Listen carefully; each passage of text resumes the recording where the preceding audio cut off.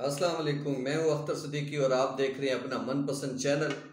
आज हम आपको बताएंगे कि इस वक्त हुकूमत पाकिस्तान के पास यानी पाकिस्तान तहरीक इंसाफ के पास इतवार को जो तहरीक अदम एतमाद पेश हो रही है उससे बचने के लिए आइनी तौर पर क्या रास्ते मौजूद हैं। स्पीकर कौमी असम्बली का वो कौन सा इख्तियार है जिसको वो इस्तेमाल करके जो है अरकान असम्बली के मामले पर और ख़ास तौर पर जो है उस तरीके अदम एतमाद के हवाले से क्या किरदार अदा कर सकते हैं। उसके साथ साथ आपको ये भी बताएंगे कि ये ख़त जो वज़ीर-ए-आज़म इमरान खान साहब ने लहराया है, क्या ये तरीक़ाकार पहले भी किसी फर्मारवा ने पाकिस्तान में इस्तेमाल किया है और फिर उसका नतीजा क्या निकला है। उसके साथ साथ हम आपको बताएंगे कि आर्टिकल 95 क्या कहता है और फिर कायद असम्बली जो उसके जो ज़ाब्ता 37 है और उसके साथ साथ फिर और बहुत सारी चीज़ें हैं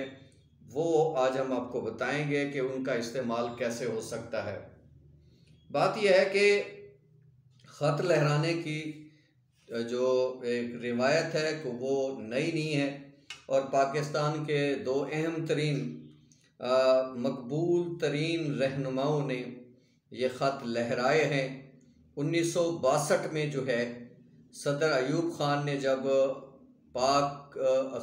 चीन और भारत की जंग के दौरान अमेरिका के सदर कैनेडी ने जो उन्हें एहतजाज करने पर सख्त तरीन ख़त लिखा था, उस पे भी उन्होंने इसी तरह एहतजाज किया था और फिर वो ख़त लहराया था। उसके साथ साथ जुल्फ़िकार भुट्टो जो पाकिस्तान पीपल्स पार्टी के बानी हैं, उन्होंने भी 1977 में ख़त लहराया था और भुट्टो के हवाले से आप बेहतर जानते हैं कि उनके साथ जो है वो क्या सलूक किया गया था। और इतवार को जैसा कि आप अच्छी तरह जानते हैं कि अपोजिशन अपनी अददी बर्तरी पूरी कर चुकी हैं और अदद पूरे होने के बाद अब वो इतवार के रोज़ अपनी ताकत शो करने जा रही है और वज़ीर-ए-आज़म के ख़िलाफ़ तहरीक अदम एतमाद जो है वो कामयाब कराने जा रही है। वज़ीर-ए-आज़म ने भी इतवार को अपोजिशन को एक और सरप्राइज़ देने का जो है वो ऐलान किया है और इस सरप्राइज़ वो क्या हो सकता है और उसमें वो कह रहे हैं कि हम आइनी तरीक़ाकार इख्तियार करेंगे। तो आइनी वो तरीक़ाकार क्या हो सकता है वही आज मैं इस वीडियो में आपको बताना चाह रहा हूँ। उसमें जो है ज़ाब्ता जो 22 है उसमें जो है वो स्पीकर कौमी असम्बली को जो है इजलास ख़त्म करने और बर्खास्त करने का कानूनी तौर पे जो है वो इख्तियार दिया गया है और स्पीकर कौमी असम्बली चाहें तो वो इजलास जो है वो मुलतवी कर सकते हैं। उसके साथ साथ इसी का जो ज़ाब्ता 37 है वो स्पीकर के इख्तियार को तहरीक अदम एतमाद पेश होने की सूरत में थोड़ा महदूद करता है और उन्हें जो है वो इस बात का पाबंद बनाता है कि तहरीक अदम एतमाद को जो है वो पेश किया जाए। और इसी तरह आर्टिकल 17 जो है वो आइन का ढांचा जो है वो तरतीब देता है और कोई ऐसी चीज़ कोई ऐसा काम जो है वो नहीं किया जा सकता जो जिसके तहत आर्टिकल 17 की खिलाफ वर्जी हो। इसी तरह जो असम्बली के रूल्स हैं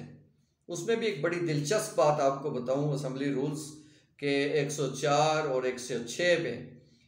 बताया गया है कि स्पीकर कौमी असम्बली चाहें तो किसी को भी वो कौमी असम्बली के अहाता में दाखिल होने की इजाज़त ना दे और वो इस हवाले से जो है वो अपने अहकामात जो हैं वो जारी कर सकते हैं। उसके साथ साथ जो है बहुत सारी और काम भी जो है वो होने जा रहे हैं और सरप्राइज़ जो है वो भी अपोजिशन के लिए तैयार है और अपोजिशन इस सरप्राइज़ को कैसे लेती है और उस हवाले से आज इमरान खान के खिताब के बाद और सीनियर सहाफ़ियों से गुफ्तगू के बाद मियाँ शहबाज शरीफ ने इस बात का गिला किया है कि अगर ये सारा सूरत हाल हुई थी और ख़त लिखा गया था तो वज़ीर आज़म 3 हफ्ते खामोश क्यों बैठे रहे हैं, उन्होंने इस हवाले से आगाह क्यों नहीं किया, उन्होंने उस वक्त जो है सलामती कमेटी का इजलास तलब क्यों नहीं किया, उन्होंने इस सारी सूरत हाल से आगाह क्यों नहीं किया, उस वक्त जो है अमरीकी सफ़ीर को तलब करके बाकायदा एहतजाज क्यों नहीं किया गया।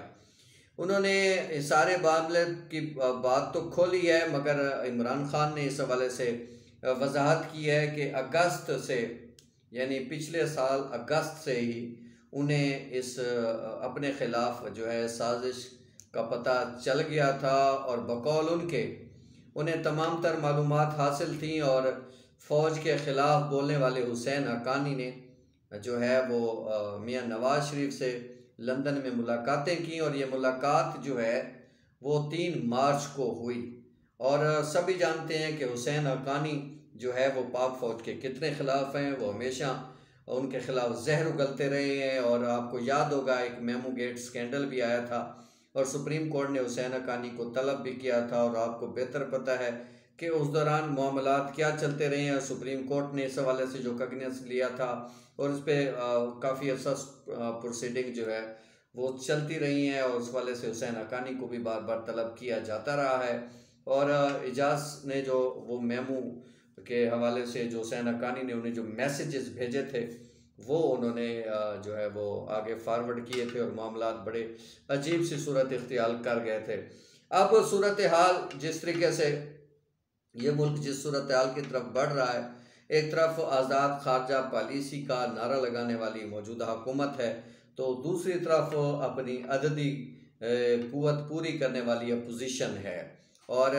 ज़िम्मेदार ज़राए तो ये भी कह रहे हैं कि इतवार के रोज़ होने वाला इजलास इंतहाई हंगामा खेज हो सकता है, लड़ाई झगड़े का भी इम्कान है, क्योंकि PTI के बाज़ रहनुमा मुनरिफ अरकान पर इंतहाई गुस्से की हालत में हैं और असम्बली में जो है वो हाथापाई की नौबत भी आ सकती है। और अगर ऐसी सूरत हाल हुई तो स्पीकर कौमी असम्बली अपना इख्तियार इस्तेमाल करते हुए इजलास मुलतवी कर सकते हैं और मामलात को संभालने की कोशिश कर सकते हैं। मगर दूसरी तरफ अपोजिशन ने पिछली बार भी कोशिश की थी इजलास के दौरान, एक रोज़ पहले उन्होंने कोशिश की थी कि पार्लिमानी रिवायात को कायम रखा जाए और उन्होंने इस हवाले से कोई एहतजाज नहीं किया। हालांकि स्पीकर कौमी असम्बली ने वक्फा सवालात में जब शिरकत ना करने पर अपोजिशन ने सिर्फ ये कहा कि आप वोटिंग कराएं, बस हम वोटिंग कराना चाहते हैं, अब आप वज़ीर आज़म के ख़िलाफ़ तहरीक अदम एतमाद पे कार्रवाई करें, ये करें वो करें। जब ये सारी सूरत हाल हो रही थी तो उस वक्त जो है स्पीकर कौमी असम्बली ने यह कहकर कि वक्फा सवालात पर चूँकि कोई बात करना नहीं चाह रहा है, मामलात उसी तरह बिगड़ रहे हैं, लिहाजा वो इस सारी सूरत हाल को बिगड़ने से बचाने के लिए इजलास को जो है वो मार्च यानी